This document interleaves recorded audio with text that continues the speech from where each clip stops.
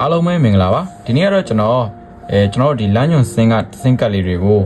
Android ဖုန်းမှာဘယ်လို setting ရှင်းရမလဲဆိုတာလေးကိုပြောပြပေးသွားမှာဖြစ်ပါတယ်ပေါ့နော်ဆိုတော့ကျွန်တော် setting နဲ့ဝင်မယ်ပြီးလို့ရှိရင်ကျွန်တော်တို့ဒီ SIM card mobile network တွေဝင်မှာဖြစ်ပါတယ်ပြီးကျွန်တော် SIM 1နဲ့မှာထည့်ထားဖြစ်တဲ့အတွက် SIM 1နဲ့ဝင်မှာဖြစ်ပါတယ်ပေါ့ပြီးကျွန်တော် access point နဲ့ဝင်ပါမယ်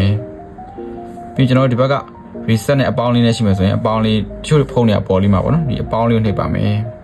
အပေါင်းလေးတို့ add ရှိပါတယ်အဲ့ဒါလေးနှိပ်လို့ရပါတယ်နော်အဲ့ဒါကျွန်တော်အသိရေးမှာဖြစ်တဲ့အတွက်နေနေရဝင်မယ်နေနေရမှာကျွန်တော်တို့ဒီ capital letter လေးနဲ့ MMO ပြီးလို့ရှိရင် DELECOM အကောင်လုံးစလုံးကြီးလေးနဲ့ရေးမှာဖြစ်ပါတယ်နော် MMO နဲ့ Telecom နဲ့ကြာမှာ space တစ်ခုရှာပါမယ်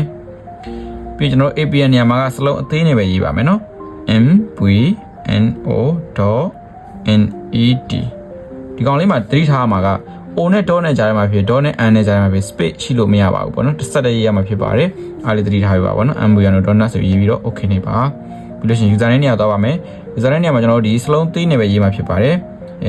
B2B ဂျပန်ဆိုရေးပါမယ် JABဂျပန်ဆိုရေးပါမယ် okay နေပါပြီးလို့ရှိရင် password နေရာကျွန်တော်တောင်းမှာဖြစ်ပါတယ်ပေါ့နော် password နေရာမှာက B2B mobile ဆိုပြီးကျွန်တော်ရေးမှာဖြစ်ပါတယ် B2B MOBILE ကျွန်တော်အကောင်လုံးစလုံးသေးလေးနေပဲเนาะ okay ပြီးလို့ရှိရင်ကျွန်တော်ဒီအောက်ဖက်လေးမှာ authentication type ဆိုတာရှိတယ်အဲကောင်လေးကိုအောက်ဆုံးပတ်ပတ်ချက်လေးရေးမှာဖြစ်ပါတယ်အားလုံးပြီးပြီဆိုကျွန်တော်ဒီ mall လေးကိုနှိပ်ပြီးတော့ဆေးလိုက်အောင်ပါပဲเนาะ